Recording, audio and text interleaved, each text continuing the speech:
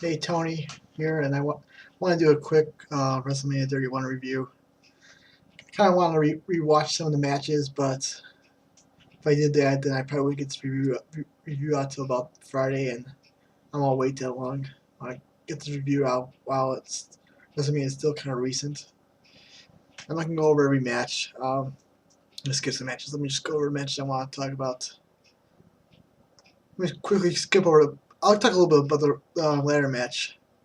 It wasn't really that special. I mean, it was a really good match, but nothing like we haven't seen before. Just a typical Money in the Bank style ladder match. Probably a 4-star match would be fine. Two things that really stood out for me was I think it was Bad News Barrett suplexing somebody off the ladder. I forget who it was, but whatever it was a huge bump. Forget who took the bump. Maybe it was R-Truth or somebody, or Stardust. That was a crazy bump. That suplex off the ladder was insane. And then there's big spot was Luke Harper tossing Dean Ambrose out of the ring. That was a bad bump too. So a couple of really good bumps in this match. I thought stuff with Bryan and Ziggler at the end on top of the ladder was pretty cool. But overall, just a match that we've seen before and great match building, like really like different like most other Money in the Bank style ladder matches. So they're really good. What else I want to talk about? Rollins and Orton, solid match. Maybe 3.5 stars, 3 stars and 3/4. One of those matches I want to watch again. But we've seen matches like that before at WrestleMania. Let me talk some of the bigger matches. I'm gonna skip Cena and Rusev because I didn't really see what I don't remember too much of the match. I'll skip the Divas match. Skip the pre-show stuff. Let's talk about. Let's skip let's skip Bray Wyatt and Undertaker too because they're a match I watched but don't really remember too much about. I wasn't really impressed with. But I got it right. I picked Undertaker when he won, so I'm not sure what this is Bray Wyatt, but felt Undertaker needed to win, so good for him. Okay, clock's going off. Let me try to talk over it. So let's talk about the big matches. Um, First, Sting and Triple H. That was kind of overbooked with the whole NWO and DX stuff. For a second, I felt like it was unnecessary, but you know what? It's probably good that they did that because otherwise, do you really want to see a 56-year-old Sting and a 44-year-old Triple H just wrestle for the whole match? I mean, I gotta admit, it did make it more entertaining. I want to go back and watch that match again. See the whole stuff with NWO coming out, DX coming out, made it a more enjoyable match. And I guess once Sting and Triple H figured out that they probably weren't going to get a 5-star match out of it. Maybe 15 years ago they could have had a 5-star match, but at their ages, like they probably just wanted to make the best as they could, and they did a good job making it entertaining. I'm not so sure about the finish, though. Triple H going over. I don't get that. Maybe it makes more sense, but they could. There's no reason for Triple H to win. Come on, Sting should have won the match. The Ronda Rousey and Rock segment was pretty cool, but I hope it leads to something. I hope that means we're going to see Rock and Triple H next year. I hope somehow, some way, I hope Ronda Rousey's in a match at WrestleMania next year. I think that'd be awesome. I don't know how they're going to do it with her being in UFC, but that'd be cool. And let's see, I don't think I want to talk about any other match besides the main event. I want to see what the main event is. How can you not give 5 stars? I've been trying to think of reasons why not to give 5 stars, and I can't really think of any. Just first of all, everybody saying that how the match is gonna be terrible, and Brock Lesnar and Roman Reigns were just like some of the most amazing wrestling I've ever seen. Just I read someone in a review write how it was just like one of the most realistic wrestling matches you've ever seen. I think they're right. It looks so stiff.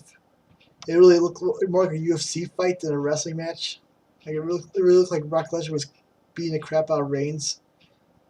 And I love how Reigns kept fighting back and wouldn't give up.